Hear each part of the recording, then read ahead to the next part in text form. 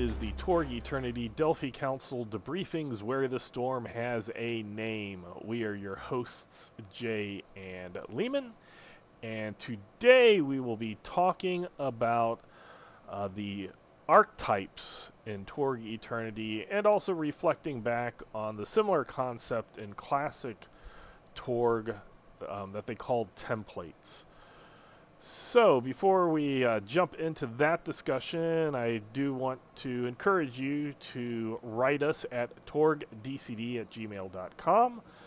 You can ask us questions, you can send us comments, we'll answer the questions to the best of our abilities, and we'll comment as well as we can on your comments.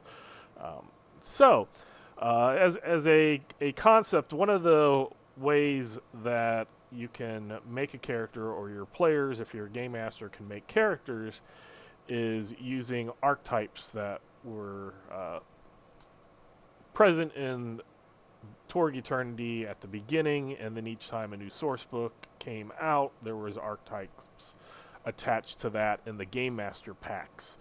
And basically what they were ready to run characters that had all the points and everything distributed for, say, the most part, because there were some times where errors got through. All the calculations and stuff were there, but some errors did get through on some of the archetypes. But overall, it was a simple, here's an archetype, here's a character, let's start playing.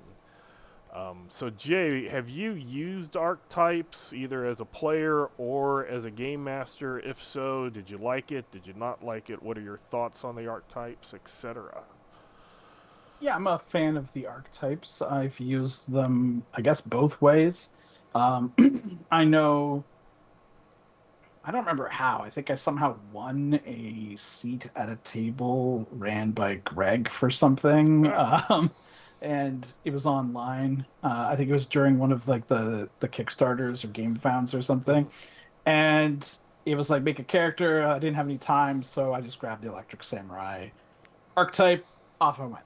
And after that, I kind of reworked it a little bit and made my organized play character from that. But yeah, still, it was just very convenient. And because I was a GM, I was already familiar with them. I didn't really want to think too much about it because I didn't have a character of my own at the time, because I was always a GM. So it was just like, I'll grab, I think Electric Samurai are cool. And it kind of almost seems like Electric Samurai is the default GM character for some reason. But anyways, yeah, it was nice and easy. And then for running games, I have used them. I ran my initial group through the day ones, or actually just the first 2 day ones, before they were like, okay, no, we're making characters. But aside from them, I have run convention games. I ran a game at RatCon one year, and I've run some organized play, and I did that Up the Creek demo thing on Start Playing Games that we did one year for Torg. And having archetypes is very simple. Here you go. Here's your pre-gen. Off you go, right? And the nice thing is there's too many of them right now, right? Like, if you look at all of them all at once, it's just overwhelming. Right. However, that does give the GM a little bit of leeway to change things up, because if you're having an Isle adventure, you can grab a ton of Isle characters if you want it to be very thematic, or you can pick and choose a different combination of characters from other realities that will fit the adventure as well. So you don't have one of those situations where, sure, there's a ball that we have to go to and impress some nobles, but not a single person here is in any way, shape, or form a social character. Right. And just a bunch of drooling troglodytes.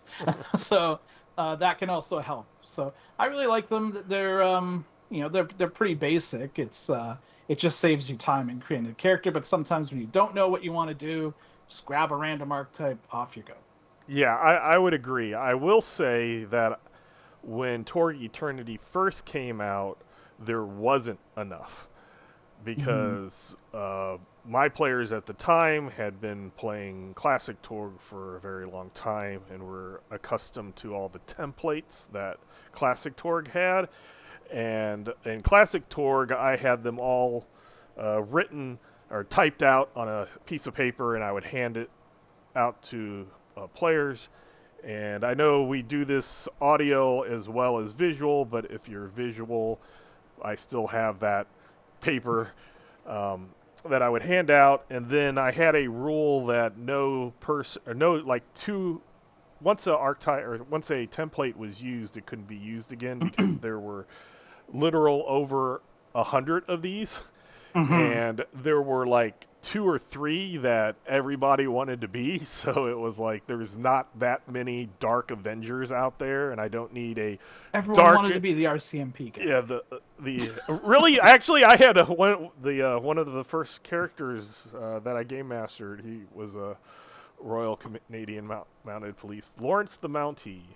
There you go. Played a His nemesis card quarterstaff. against the corporate ninja and got slaughtered. Oh dear. But in my games, it was always the Dark Avenger. We had a Dark Adventure. Dark Avenger. We had a Shadow Avenger. We had a Purple Avenger. We had a Kid Avenger. And finally, that's when I was like, no more Avengers. Just no. And Yeah. that's kind of where I decided, okay, template gets used once, and then it's done until we go through all of them, and we never went through all of Yeah. them. But You guys have to die a lot. yes, but then with Torg Eternity, when Torg Eternity first came out and their first set of archetypes came out, it was just a couple from each realm. So it was okay, there's two types of Nile characters, and the one that the thing I'm thinking about isn't available here. Only So one Ororsh. yes, and only one Aurora. You're a monster hunter if you want to Yeah. follow the archetype there. But as the source book started coming out and they started adding to the base archetypes, then I started to feel that it was getting to where Classic Torg used to be. And then, like you said, it was very easy to just, on the spur of a moment, hey, let's play. Instead of people taking an hour to look, you could. I have again, sorry for the audio people, but visually I have a binder that they're in, and I actually need a bigger binder because I can't put any more pages in. And Oh yeah. at a Rorsch, they stopped fitting because I put them in the plastic sleeves so they don't uh, break and get torn. But they're all there, and it's just easy to either hand that out or, as you said, a selection if it's too overwhelming for people. And Mm.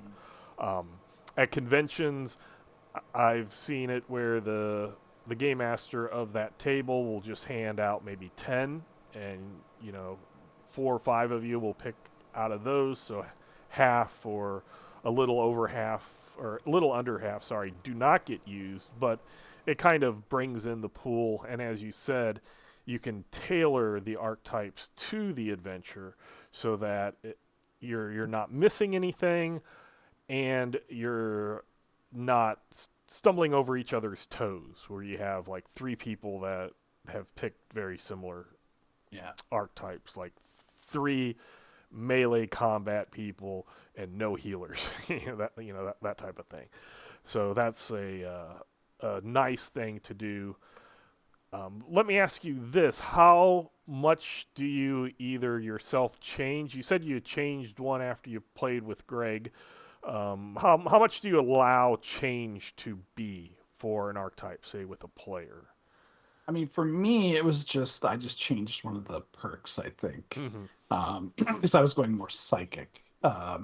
But it's yeah. If here's the thing with my home group, we don't really use the Mm-hmm. archetypes. They're just make a character. So if I'm using an archetype, the point of it is that I'm doing it with someone who's either new or I want to just get started. Right. So if I'm using archetypes, I say you don't change anything. You just have the archetype. You change the name. That's it. Right. That is sort of one of my pet peeves. That sometimes I'll see people that when they take an archetype, they glance it over and they start playing, but they don't have like a name or like they don't make a character behind it, right? They're just playing a sheet of stats. Right. So I always try to make sure people actually read the backstory and have like Yeah, there's the whole maybe add a reverse side. yeah, there is, and then maybe have them add something else to it as well, just like a piece of flavor, like ask them for a perk and a flaw of some kind, right? Or merit and flaw. No mechanical modifiers, just something, right? But yeah, so yeah, I don't usually let them mess with it at all, because it kind of defeats the purpose. It's Hmm. just they're gonna start tinkering, and then God knows. And these archetypes are made with voodoo science, anyways. They're not necessarily created the same way as a normal player character. It's been mentioned on Discord many a time that they don't all have the maybe accurate starting cache, or even might have extra species abilities depending. And then you get into situations where if they're using backer perks, like all bets are off there. Or even ones from the Infiniverse too. So yeah, I just say go with it. Right. So you're kind of the extreme of the if I use archetypes, you're sticking with the archetype. Mhm. If not, then you're just making a character from scratch. And Yeah. because if you're doing that with some and somebody wants to be an archetype, then limiting them would be Yeah, just kind of because unfair. even though the archetypes aren't necessarily made like if the exact same um, process, they're usually made more fair Hmm. than what some, cheesemonger min maxers might do with the system. So I think a lot of people who try to squeeze every last plus out of their characters would always want to modify their archetypes, which would Hmm. then make it kind of like a not a level playing field if some people were allowed to modify them or even create their own characters, and some were just using an archetype. The person just using an archetype is likely to be at somewhat of a disadvantage. Hmm. And the real thing is you don't need to juice your character too much. Plain archetype characters could do just fine. It's not that difficult of a game when it comes right down to it. They're kind of meant for flavor, and they're meant to be like introductory Hmm. characters. Like they're not supposed to be like super involved. And sometimes you get situate. Well, I'll come to back to that later. But the yeah, so it's just the thing. Like if you allow some people to mess with them, then that can also it's like why don't we just make characters in the first place then? Right, right. So, as I stated in Classic Torg, I did the templates. I just Mhm. because also a major difference between Classic Torg and Torg Eternity is the number of skills. So there were like over 140 skills in Classic Torg, and if you have your Lovely. players looking over that skill list, it will take them absolutely forever. And while the templates of Classic Torg only gave you what they called a tag skill, which was where 3 adds were, and then no other skills were given, they gave you a list of possible skills. And that list of possible skills is where you split up your skill points, and nothing could be above 2 in Mhm. that system. And what I did as a house rule is I said any skill that you have on your template, but you haven't put a point into, you're still somewhat considered trained, so you get that advantage of it Mm. exploding on 10s and 20s. It's just you haven't trained it enough to get that 1 add yet.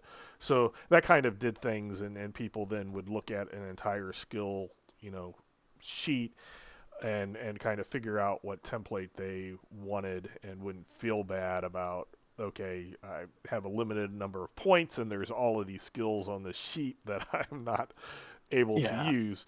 And that was also a way that on the very few times that like the 108 or whatever templates like somebody just absolutely didn't want, then because of the min-max thing that you had talked about, well yeah, then you make your character but you don't have those freebie 0 add Right. skills. So there was kind of a little balance, not a perfect balancing out, but there was a little bit of Something. something in there. Um, Now, again, my players, for the most part, in Torg Eternity have come from Classic Torg. So they are used to advancing and accustomed to making characters. Even with the archetypes, they had to split up skills, and with now there being a lot less skills in Torg Eternity, then there's not as much decision making. So normally they can make up a character usually as fast as deciding between all the archetypes. Yeah. Because if you're making a character, you might have I'm going to be this. But if you have all these archetypes, then you're going to start doubting your decision. Like, I'm going to be this. Oh, wait, that thing looks cool. Oh, wait, that thing looks cool. But That's why I was thinking a way to do it would just be, the character blips that you get. Like, so just put one of each of those in a bag. You shake it up. You take out the blip. That's your character. There you go. Right. I, on the other hand, have started, whenever I make a character, have started using the archetypes for that fact of I just want to get a character made fast. So for all the characters I made for Torganized Play, they're usually an archetype that is not readily recognizable as that archetype. So I will change their visual appearance and stuff like that. And it was one thing that when I was doing some with my home group, I was doing shorter, like just mission based things instead of the big campaign as like testing rules and stuff. And then I would be just, hey, you got to do an archetype because we just need to start and get fast. And I had one player going like, oh, I really like this archetype, but the picture looks dumb. And I was like, you don't have to look like that. So right? if you don't like the picture, the pictures are supposed to be evocative. They are supposed to kind of get you kind of primed and ready to play that character. But if the doesn't appeal to you, but everything else does, and he was even reading the backstory and everything, like, yeah, this is exactly what I want except for the picture.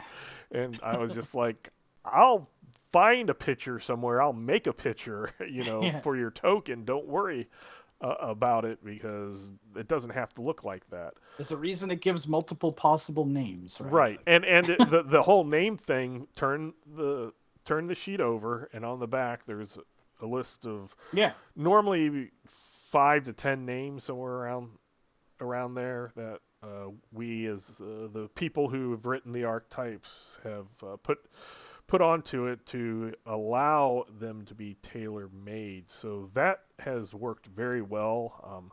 I'm trying to remember which cyber papacy archetype, but there is one that has basically a cyber arm and it's not the cyber Templar, but it's something similar that I turned into like a cybernetic musketeer. So they have instead of the sword of David, it's like a rapier of David, and just like change little names here and there, and similar things with all of my characters. I just kind of grab an archetype and figure out how I can change it so it's not readily noticeable as that archetype, but if you would compare the stats, then it's that archetype. So I'm a big proponent for in non-official stuff reskinning, and I want to be clear on that. If you're playing at your home game, reskin anything at all. But when I'm writing for Torg, I'm not taking stuff from other places and just reskinning them for Torg. I mean, that's a classic GM thing too. Oh, you need a monster, I'll just use these stats and describe it as something else. Right, exactly. And that works. Players, you can use that GM hack for yourself if you're needing to get a character made fast. So what other thoughts do you have or archetypes to be used as a game master? Just to let the viewers and listeners know, before we started recording, you had sent me a kind of a sheet that showed that you had made up to Pan-Pacifica backer archetypes, like all the archetypes directly in Roll20. Yes, I have all the almost all of the archetypes released in a Roll20 campaign so that I can just transmogrify them out if needed. The concept was to help running demo games, so I could just pull them out. And it got to be a certain point of, well, I started, so I might as well finish. And ironically, I never did finish, but because I've done all of the regular archetypes and I've done almost all of the backer archetypes. I just didn't do Pan Pacifica backer archetypes, and because they weren't out yet when I finished doing it, and then when they finally came out, I was like, oh, it's enough. But I also did archetypes from Infiniverse Exchange products as well. So there's a ton of them, and the idea was just to have them available. But I very quickly realized, as I mentioned before, there's too many. When I was doing play testing for Demon Town, I opened it up to my players and said, "Here you go, choose one of these," and they were just like, "Oh my god, there's too many." Also, I've done something similar because you know how you said for the templates, you said once only. So I did that not with all the archetypes, but especially a lot of the backer archetypes, but not just backer archetypes. Pretty much all the aspirants as well. I put a little thing on here calling them unique. So the concept was you would have to ask to pick one of those. There could only be one unique character per like game. Like if he died, it could be replaced with another unique character, I guess. But and then once they were used, they were done. So that's where I've had the Eilish sprite being used. I've had the the Stallinger being used, and some other things like that. So those were limitations. Otherwise, everything else, if you want to play a journalist, you could play another journalist later. That's fine. But that is one of the ones that I did for the for an adventure I ran for a demo. Is okay, let's change things up. Let's bring in the journalist because no one ever picks the journalist. Let's bring in the what are they called? The Reaper, that Living Land one with the sickles.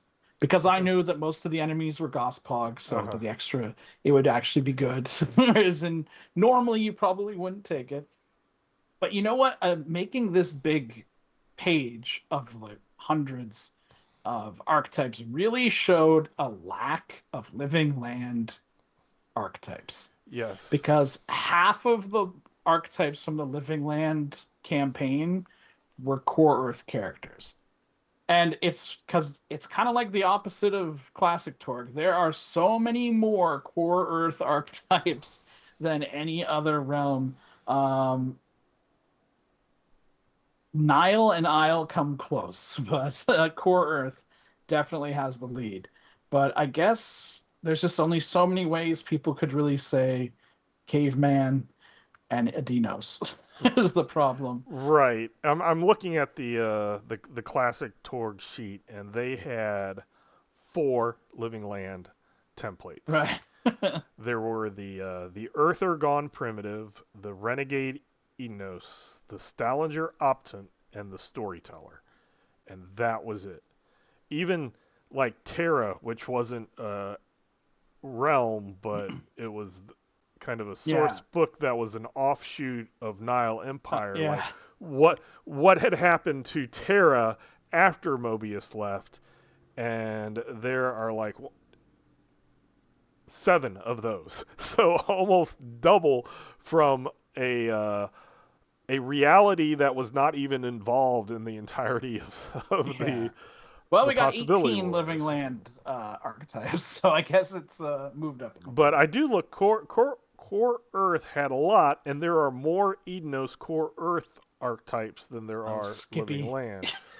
The Edenos Gone Native, the Edenos Tech Prodigy is just a couple that I see right here. But yes, that's, I think, something that tends to happen with all of or a lot of the archetypes when the source books came out, and then that Realities archetype, some of those were kind of taken by Core Earth, and that kind of expanded Core Earth. I was very happy, though, when Aurorsch came out, and then there was actually more than just the one Aurorsch Monster Hunter archetype. and they had some neat ones. I actually, again, here's something I personally did is I just took more of the background for one of them, which was kind of a investigator, and then I took kind of that mentality and combined it with the stats of one of the occultists that makes potions. Right. So it was more of a, again, reskin than an actual thing. But sometimes I've seen when before I ever game mastered Classic Torg, there was a couple of times where the one that I remember the first was a guy couldn't decide. He wanted to be Aurorish, his character from Aurorish, which was completely crazy back in Classic Torg because you did not, or you were beholden to your world laws when you were other places. So the Mhm. Aurorish world laws were bad. So if you were from Aurorish, you took those bad world laws with you, and they affected you. Where somebody with from the Nile Empire took those good laws with him, and Yeah. those would affect him. But he really wanted to be a Aurorish character, and he couldn't decide between like the lunatic and the Sakellum priest. So he was like, "Hey, game master, can I combine these two?" And the game master was like, "Go for it." And that was a great character. It was like a crazy Sakellum priest that Nice. would blather off stuff, and it made no sense to anybody, and would turn in the living land turn triceratopses into pillars of salt and stuff like that. Very, very fun and dramatic. So again, I highly recommend reskinning to have a little fun with something, especially if you see the base stats and you're like, I like this, but I kind of don't like the fluff around it. Make the fluff better, or Yeah. take the fluff from something else and add to it, make something a little more unique. Um, so, was there anything else with archetypes before I get into the main difference between templates and archetypes and talk about that and how to use it in Torg Eternity? I mean, that's pretty much all I have on it that I can think of offhand. I know that you should always probably double check to see if they've been errated or anything, because Right. I know some of them, like just in the design process, sometimes the archetypes get made and then like a month later rules change Yes. before books are published, and then suddenly they get published and you're like, hey, this is referencing a skill that doesn't exist, Right. or a spell that doesn't exist, or Or a something perk. like that. Yeah. Or one So, that's changed. check them over. Make sure, if you're the GM, make sure you're giving people up to date information. Yes. I'll say that actually hit me with, I believe it's the Scrounged Occult Tech or Scrounged Cyberwares, the Tharkold one that allows anybody to take it. Recalibrated Oh, Cyberware is the Cyberfable one. I want to say it's salvaged? salvaged or Yeah, scrounged. something like that. Um, but originally, in one of the very first versions of the Tharkold book, it had been written to allow that 8,000 to be used for both cyberware and occult tech. Aha. And so I built that archetype having both cyberware and occult tech. And then later on, way down the line, and we were going back over the archetypes, and I realized that that was no longer the case. And in my mind, I had like built it up as like, oh, this is so cool. You can combine this and combine that. Right. So I kind of wrote it into it that that could happen to just let it be known, hey, you could do this. But I pretty much then had to buy things properly instead of just saying, oh, here's 8,000 that can be spent on anything. And there, as you said, there were times where things changed, and then they weren't. The archetypes were made under a certain version, and then things changed before the very final version, or even the preview Yeah. version. So there's those few archetypes that didn't get the things changed, and that's where you look and the spell's not there, or the perk's not there, or whatever is the equipment is not there. if you come up with that, just throw in an equivalent. Yeah, that's really all you got to do. And the last thing I wanted to say, you had brought it up earlier, was sometimes the archetypes have like a little bit more. Maybe there's a little bit more than the starting 2000, and sometimes that happened out of necessity because you start off with 2000 and you're given a picture of the Orosh occultist who has a robot arm, which is a prosthetic in Orosh that is like 1,000 or 2,000. It's like a significant amount, and they wouldn't be able to have anything else or very few things to make that archetype work. So some of the times when we were doing that, because of the picture, it was okay, this arm doesn't really it doesn't give you a bonus to strength like cyberware or anything else. I think you can use it to take a wound, but then it's destroyed and you have to get it replaced. It can't be repaired. So I felt that was a fine give and take for it, and discounted that amount of money. Again, there's a picture made that needs to be used, and it was assigned to this archetype, and I'm assigned to write this archetype. So, because this was before I was got to figure something out. Got to figure something out. And on my little defunct YouTube channel, I had thrown in the making an archetype video there when I asked Ulysses, hey, can I do this? Got the approval and made the character right there. So if you want to watch Leamon's strange train of thought in making archetypes, you can watch that, because I basically talk through the archetype, making the archetype out loud. There was no preconceived notion or anything before I went into it. I just started right then and there to kind of show the process that I go through. So we talked about templates, and templates and archetypes are very, very similar. They all have that backstory. They all, depending on what it was either a page that had a front and a back, or it was a turned sideways page, that kind of half a page. Really annoying. Right, and really small type, but it was the same information. It's just that they shrunk both pages onto the one page sideways. But it would have it didn't give a name. It would just have the name of the archetype, like the Monster Hunter or the template. So it'd be like the Victorian vampire or something like that.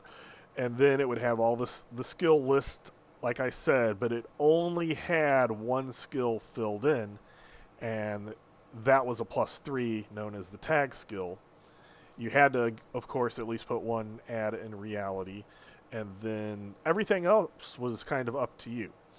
With maybe some magic skills. With some magic skills, again, that you would need to put I believe you'd still have to put a point into if you wanted to use them. But there might if that was your tag skill. Right, if it was your tag skill, then it was a 3. Then the templates, the archetypes of Torg Eternity, everything is filled out already. It's a ready to go. So there is that, which is better, which is worse. I understand the archetypes of Torg Eternity are great at convention or something. Boom, here they are. But I also, as a player, I liked the limited list, but also here's a little freedom you can go with. So what are your thoughts on the differences between those two? I mean, the archetypes are really just pre-gens. Mm-hmm. I don't know if they really warrant a special name, to be honest, because almost every game has pre-gens for convention games and things like that. So for that purpose, I kind of like the archetypes. But if you're looking for a springboard, mm-hmm. For players who are if you're playing a home campaign with people and you don't want to necessarily explain all of the character creation rules, we could just be look, here's your character, you can fill out these skills, and then we're ready to go. Right? Then it's much quicker, but they still get to feel some agency in how they design their character to do what they want. instead of just picking a character, be like, why doesn't this guy have enough dodge? Like Right. that kind of a thing. So I mean, they're both good for different things. Yeah. And I think kind of like the template is better for a home game, whereas the archetypes are better for quick pick up and go kind of games. Right. I would agree. Also, the templates, the attributes d- were already determined, so it wasn't Yeah. like you got everything. So it was the attributes were determined, your tag skill was determined, and then you kind of figured out what you wanted to place in there as well. So it wasn't as deep and messy as character Yeah. creation when you're trying to figure out your attributes as well, but it wasn't as absolutely defined as Yeah. the archetype. So I would suggest for if you have that home game, but you have characters or players that have a trouble deciding, then you possibly, if you want to go through the archetypes in Torg Eternity, choose one of those skills that's kind of a tag skill and tell your players, okay, these other things are suggestions, but this one you got to keep. This Right. +3 here, or you adjust one that's And a one in +3, reality. and your one in reality. That you just say here is what it is to start off with, and then you can add a little adjustment, but you don't have to get into the figuring out attribute points and figuring out, looking at even though the skill list is smaller, it still gives you an even more condensed skill list of here are some things that fit this archetype, and kind of turn it into a template. So I think that's kind of a thing that game masters and players can possibly use. Yeah, it depends on your players, because I have two of my players love making characters. like a lot. Like they'll just make more new characters all the time. And Martyr cards are fished yes, many for. a dwarf has been martyred. But yeah, so that they are all in on we make our characters from scratch. Right. So I haven't really had a home game group that wanted to just do an archetypes. So I also don't have as much experience with that aside from special situations. Right. And it is also good for the template archetypes, the gear, just so you kind of get some basic gear. Don't have to spend time buying stuff, Yeah, it's all kind of right there. Boom, I have it. If in Classic Torg, they would also, some of them would have money that you could use. Yeah. Although if you were, I guess it would be a billionaire today, but back then it was a million. They had the CEO millionaire. Right. Yeah. That just was. What is your special ability? Cash. Rolling on those stock charts in the Nippon Tech book. Yes, yes. I actually had used those. Are the players in various groups. I think I had 3 going at the time. Kind of made a company to participate in the stock market, and they would determine after every adventure how much they were keeping, how much was going to their group, and then how much was going to the whole Storm Knight company to try to do stuff. So that was interesting. Yeah, I used it in a Cyberpunk game once, but never got to use it for Torg. Nice. So, do you have anything else that you can think about uses for? I have one that's like fuzzy. Just be careful not letting completely out of whack. Okay, yeah, I guess that's something. Is there has been some talk that some backer archetypes and the perks associated with them might be a little powerful or extremely limited, both ways. So what I have kind of come around to say for myself, for my campaign, is if you want to use a backer perk, it has to be attached to that backer archetype. You can't just, even though there are ones that totally make sense for anyone to have and have since been reprinted in the Nile Empire and Pan Pacifica books, so they're free for all now. But like if they haven't been reprinted like that, then you have to take the archetype. And I'm talking backer Right. archetypes specifically. And even more so in Finiverse, woefully untested archetypes and perks. So that's just a personal house rule for me. No, I can see that because all of the normal archetypes, there's no archetype perks for those. Hmm. All of their perks come from the source Just books. normal, yeah. Whereas the backer archetypes, not all of them, but the No, vast majority of them have a perk or spell or some or mystic effect that is only on that archetype and not printed anywhere else.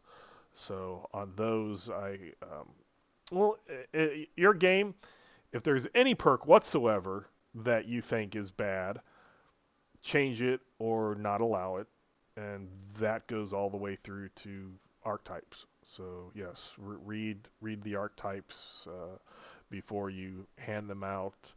I never did have anybody be like the dragon rider from Classic Torg because they got a dragon. That could be something where it's like, no, no, guys, we're not. No starting characters with a dragon. yeah. That really makes you have to rethink the whole campaign. Right, right. The game, if your archetype or template is making it so that your campaign immediately starts off imbalanced and heading towards a downward spiral, you might think about There are a not couple of allowing that. there's a couple of archetypes like that, like the tramp freighter captain, who technically comes with a True. trademark vehicle boat, like a Uh-huh. ship, right? That's a pretty significant thing, and any trademark vehicle's a toughie because it's like, how often am I gonna get to use this thing? Right. And then the GM has to decide, am I basing the whole campaign off of this thing now, or is it just gonna come up like once every 3 acts? Right. No, So that's another thing to be thinking of when you pick availability of archetypes. yeah, because it either can work, it can break the game, or it can make it so that the player doesn't feel that it's good. You know? Do you want to deal with the repercussions of taking the plucky kid into Ororsh? Right. Right. I could see the Realm Runner character and my long-standing Classic Torg. He had a trademark vehicle, but it was a Grumman Goose, which was one of the airplanes that can land on the water with the little pontoons, but it also Yeah. had wheels, so it could land on the ground as well. So that was able to go a lot of different places, and sometimes Wasn't they that the same plane that was someone's trademark vehicle in the classic Torg examples all the time? I can't remember who it was. Was it Quinn Sebastian, the yellow crab? It was. I can't remember the name I'm not now. sure. I do know that they had a Grumman Goose in the equipment, the Yeah. vehicle section, and that's what was chosen. And it worked well because, like, sometime instead of, they needed to go down the river, they needed to get a boat anyway, so it was like, let's just float the plane down, Right. and that worked. And then what I did is, because that character also took 0 combat skills, and would Right. just like hide behind I'm just barrels in and the plane, stuff. Yeah, guys. and stuff. So I made it a kind of a funny little thing that he was always able to find a vehicle for the Hmm. group wherever he went. But it would be something local, but like off. So like when they in the middle of the Midwest in the United States, he got a school bus. Right. It wasn't like a van or anything. And then when he was when Gets a they tuk tuk. yes when they got into London, then of course he got a double decker Right. bus. Just it Got was it. all types of stuff like that. So the kind of brought that character forward. But yes, look at especially the equipment, see if that might be a little too overpowered or underused. Hmm. And if somebody really, if one of your players like really likes an idea, but you're like, yeah, I like that idea, but it won't be used every time, and maybe not enough. Maybe you come up with something else for that player to use in those times that they can't use their thing. Like if somebody has one of those, speedster motorcycles, and you're just in a place that doesn't, like Aurora, maybe they get a bicycle, or something. Yeah. Just a little fun And be thing. prepared to answer the question of what does my flashlight do? Yes. Yeah. So. There's actually a fair amount of the archetypes have gear on them that all make sense, but they're not necessarily detailed in the core Mhm. book. Then, but some of them have gotten detailed since then. But sometimes you just gotta make sense, like Right. come up with what it does. Right. And one of the things I also have done, especially after years pass and prices change, a lot of times it's like, hey, this says this amount, but that's kind of wonky. I'll, Right. I'll just Google it, Yeah. okay. And then I won't even adjust for some possibility war. It's just like, this is how much it is. If you want to, double a price or whatever, you can. But that's just a quick way as a lazy game master tool. Just tell the Yeah. player, I want a laptop. How much is it? I don't know. Google, see what Walmart sells them for, or Yeah. HP, or if you want a bigger one, look at one of the boutique gaming computer shop, Yeah. online shops to figure out what it is. So that's things that you can use for those archetypes and templates and starting characters and stuff. So I think we pretty much got through everything that I at least can think about for archetypes, how game masters Yeah. can use them, how players can use. Oh, game masters starting players. I guess one thing, starting players can get the archetypes, and then if you need kind of NPCs, they're good to Yeah, to that's to, true to too. grab. Just as a boom. Anytime it's like, oh, there's going to be an occultist, yoink, just grab the archetype. Right. Maybe shave some wounds off depending on how important they are, but Right. yeah. Or if you want a little higher threat, give them some more adds to it. Look at the Yeah. I believe it's the Game Master primer that kind of specifies what the Yeah, it gives you a value. good starting point. So that's something that the archetypes could be used for. But other than that, hopefully you got some good information from the archetypes and how to use them for your game as players and as game masters. We do encourage you to write us at torgdcd@gmail.com. You can send us questions, comments, and we will answer to the best of our ability. We will comment back. But until next time, we hope you have fun in your own Cosmverse. Bye.